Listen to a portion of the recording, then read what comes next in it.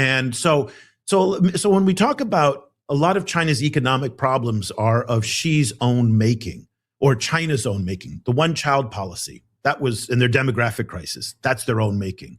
The property crisis, that's their own making. And in part, not fully, but in part, this very toxic relationship that they have with the world's wealthiest markets has been partly of their making. Again, you talked about wolf warrior. Not wholly. The West and Japan deserve a lot of credit for also making the relationship toxic, but China contributed to it. And that was a strategic mistake because you just can't make the same money selling to Indonesia and Nigeria as you can to France. Yeah, which is before we say anything about cozying up with Russia and Putin and everything else. And maybe the takeaway line is, the United States fundamentally misunderstands China, and China fundamentally misunderstands the West. It's like mutual. They do. Unintelligent. There is that's right. 大家好，这里是华人看世界 CNView 频道到，一个曾经人均收入低于肯尼亚的中国，如何在短短几十年间成为全球第二大经济体，并悄然改变数十亿人的日常生活。本期节目，我们对话中国全球南方项目主编埃里克·奥兰德。这位从80年代末开始观察中国的资深记者，将从东南亚、非洲、拉美和中东的真实视角，解读中国影响力的快速扩张。从50美元以下的智能手机到电动车、太阳能和遍布街头的中国品牌，中国为何被称为全球南方日常生活的底层系统？为何一些国家对中国的好感正在超过美国，却又未必真正了解中国？与此同时，中日关系持续紧张，关键矿产供应链受到冲击，美国深陷中东乱局，亚洲各国开始思考后美国时代的安全秩序，而中美之间的脱钩也正从贸易延伸到教育、旅游和社会交流。这是中国崛起带来的历史机遇，还是一场可能被傲慢与误判葬送的窗口期？接下来，我们一起听听这场充满争议也极具现实感的深度对话。Absolutely a mutual thing. This relationship is headed for divorce court. And by the way, Chinese trade to the U.S., if you look at the last numbers, I think it was the share of U.S. trade now accounts for less than 10%. That is down considerably. So this whole idea put forth by the White House that the Chinese depend on the United States for trade, and if we tariff them and they don't have access to this market anymore, China implodes, is a fallacy. I think the number that I saw was 7.8 or about 8% of Chinese trade now goes to the U.S. So that has been a steady decline. China has been decoupling from the United States for 20 years. It started with the tech sector, which they kicked out Google, Facebook, YouTube. They made them these unacceptably high burdens to do business in China. That was a decoupling effort. The United States has been decoupling from China. What I find very interesting is that when I travel the United States, and I'm blessed that I get a chance to go to a lot of universities to do speaking tours. And I was in Ohio earlier this year. I was in Massachusetts. I spent a lot of time in California. I find that the views in Washington tend to be far more extreme than the views in the rest of the country, where there tends to be more of a pragmatism. I don't like the Chinese. I don't trust the Chinese, but I do want to sell my soybeans to them. Silicon Valley would like to have more Chinese money. I mean, Silicon Valley takes the Saudi money. They take all the dirtiest money in the world. Hollywood would love to sell more movies to China. North Georgia would like to sell more chicken feet and chicken parts to China. Yeah. There is a sense in the rest of the country of a need for a more pragmatic relationship that is less ideologically charged. But in Washington, it's very ideological. And that is, so I always warn people that there is a difference between how policy people look at China and how regular people look at China. And I think that's an important distinction to make. And I think politically, somebody may come up in the US political system and goes, okay, decoupling from the world's second largest economy may not make sense for our chicken farmers in North Georgia. Mm-hmm. Let's find, the farmers in Kansas right now are learning an incredibly painful lesson of what it means to confront and decouple from China. They're never going to get the price for their soybeans that they did before Trump. I don't think they like that. So there may be an opportunity for a politician to come back and saying, we need a more pragmatic relationship with China. I don't know. The mood isn't there right now, certainly, and the decoupling of where we're going. You and I are old enough to remember Osama bin Laden in 9/11. And one of the fundamental mistakes that we made in the war on terror at that period, same as the Vietnam War as well, is we didn't fundamentally understand the logic of power of our enemy and our rival. And I find the same thing is happening again with China, that our China knowledge and literacy, even though we have a lot of think tanks and universities that do it, but collectively within the government, the policymaking process is declining rapidly. And we're making very poor decisions about China. And we don't have a younger generation of people coming up who have strong China competency. And that, I think, is a really big problem. Well, and to your point about not reading history, that has been true literally since MacArthur pushed to the Yalu in the Korean, like it's as if we have literally learned nothing. And I sort of would end where we began, sort of jokingly with Argentina, that Pew survey we were talking about. And maybe this is symmetric. We talked about Korea and India, Japan have low favorability ratings towards China. But China's favorability has now surpassed the United States and Canada and the UK and Mexico. But again, but those are oftentimes protest votes. I understand that they're protest votes, but Canada, I feel like... I'm not, I mean, it's just like, my father-in-law, voted for Trump, but half of his vote was because he hated liberals and half of it was because he liked Trump. And I think there's a little bit of that in the Canadian vote. I don't think a lot of Canadians have close, warm, fuzzy feelings towards the Chinese, but they just are fed up with the Americans. Well, and it's an opening in some sense for what you're talking about with Chinese influence. When I talk about the dystopian thing that I think is probably most predictive, it's Blade Runner, except substitute China for Japan. There's a space opening now in these places that are close to the United States for China to make a case. And maybe the case is unmakeable. Like maybe they can't put their culture in there in a way that they did in Southeast Asia. Or maybe, to your point, it's just a protest vote. And as soon as it's not Donald Trump, it'll swing back because the favorability rankings for even somebody like Biden were amazing. That's right. But it just does seem like this incredible moment in time for China where if it wants to make its case, like now is the time. Like people seem to be like at least open and receptive to listening to something different. Yes and no, but the Chinese are messing this up a little bit too. True. And when I was in Beijing, I had an engagement with a group of Chinese stakeholders, and I said, "You guys are so effing arrogant right now. You have been complaining for 20 years about how the Europeans and the Americans are surrounded in this lattice work of security and commercial relationships between the U.S. and Europe have, contained China. They were, freaking out about the idea of a NATO office in Tokyo." I said, here we have a moment where literally the Americans are threatening to invade sovereign European territory and saying, we hate you, okay, to the Europeans. And what are you doing? You're getting into a trade war with the Europeans. Yeah. This is your moment right now. You've got a 2-year window. Americans are fatigued with Trump. We see it in every poll number. People just want to return to normalcy of whatever that is. Maybe a Republican, it may be a Democrat, but you can feel that people are getting tired. Even MAGA is getting a sense of fatigue as well. So whoever comes back into office in January 29 is going to try and repair the relationship with Europe to a certain degree. Europe and the United States are diverging. We're different people now. We believe in different things. We're going in different directions.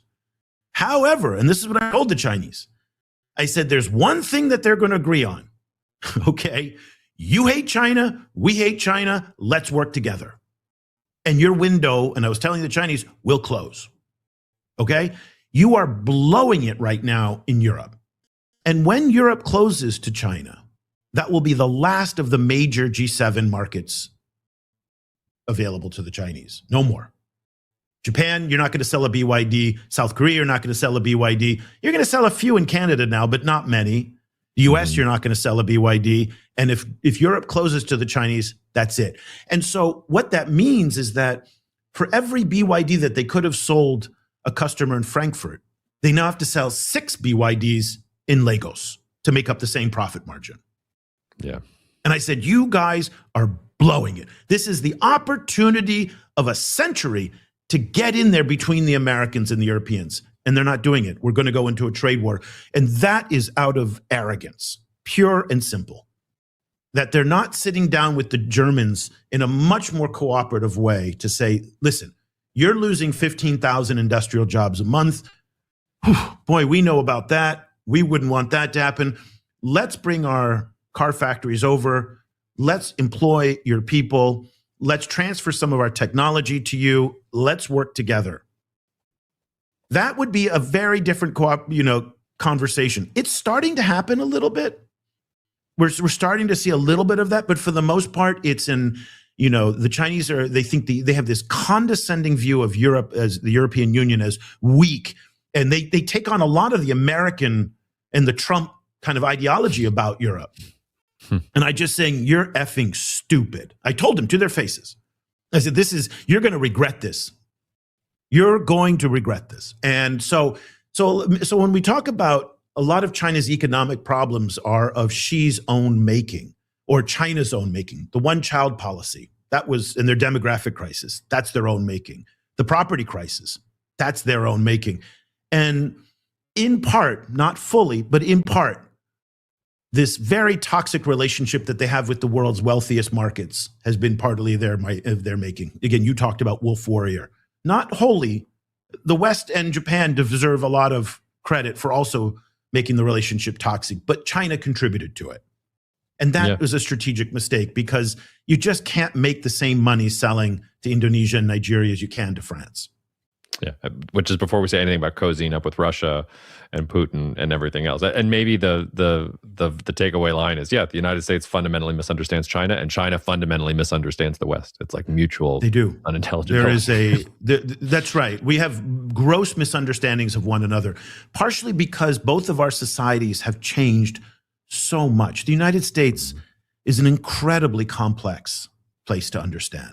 And if you're only getting your news from the New York Times and the Washington scene, and you don't understand New Orleans and Alabama and Montana and even California and the diversity of our politics, it's very hard. 回看整场对谈，最值得我们记住的，或许并不是某一个国家在民调中得分更高，也不是某一场外交争执谁占了上风。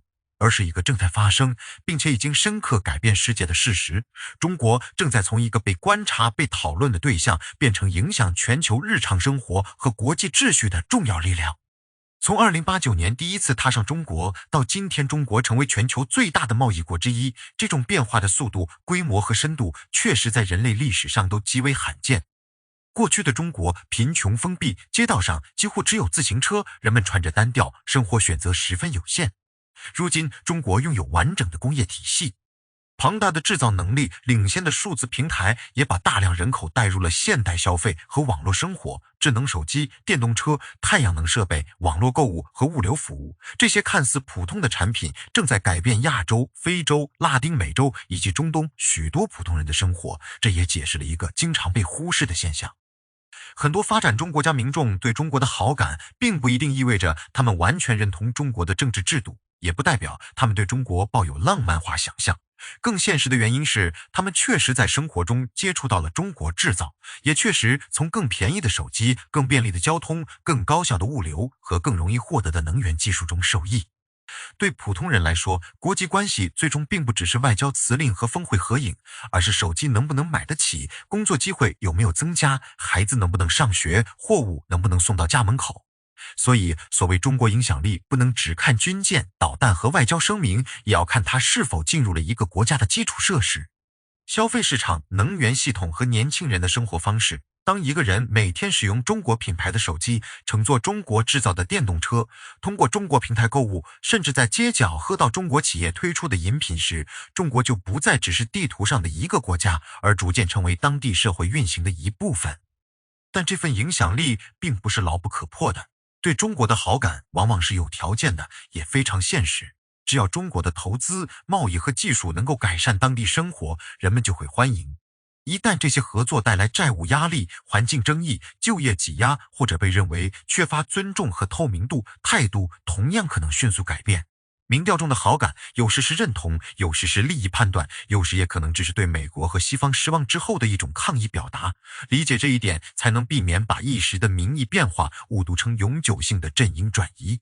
东南亚国家的选择尤其说明了这一点。马来西亚、印度尼西亚、越南、菲律宾并不是简单的在中国和美国之间二选一，他们各自拥有不同的历史记忆、族群结构、经济需求和安全焦虑。有人因为贸易和地理距离而选择与中国保持合作，有人因为殖民历史、语言文化和安全关系而更亲近美国，也有人努力实行所谓的竹子外交，尽可能广交朋友。避免树敌，对这些国家而言，最重要的不是提大国站队，而是尽量扩大自己的回旋空间。日本正在推动的安全合作，也不能简单理解为某种历史模式的复活。更准确地说，在美国承诺变得不再稳定，中国力量持续上升，海上能源通道风险增加的背景下，日本以及澳大利亚、新西兰和东南亚部分国家都在重新思考安全架构。未来的竞争不仅是传统军队和武器数量的竞争，也包括情报共享、无人机、人工智能、海上通道、关键矿产和能源供应的竞争。人口减少未必会让一个国家失去所有防御能力，但它会迫使各国更加依赖技术、自动化和跨国协作。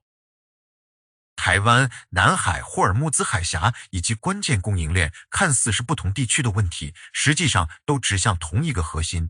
现代国家对海上通道、能源和全球贸易的依赖，已经让任何局部冲突都可能迅速产生全球影响。一句强硬的政治表态可能传导到矿产出口、汽车生产、能源价格，最后落到普通消费者的账单上。今天的地缘政治早已不只是外交部门的事情，而是与每个人的就业、物价和生活安全紧密相连。这场对谈还反复提到一个更深层的问题，那就是相互误读。美国和西方常常用自己的政治经验去解释中国，却没有真正理解中国的历史记忆、发展逻辑和安全焦虑。中国也可能用一种过于简单的方式看待美国和欧洲，把复杂的社会差异、地方利益与民众诉求全部归结为某种统一的敌意。结果就是双方都觉得自己在防御，另一方却认为对方正在进攻。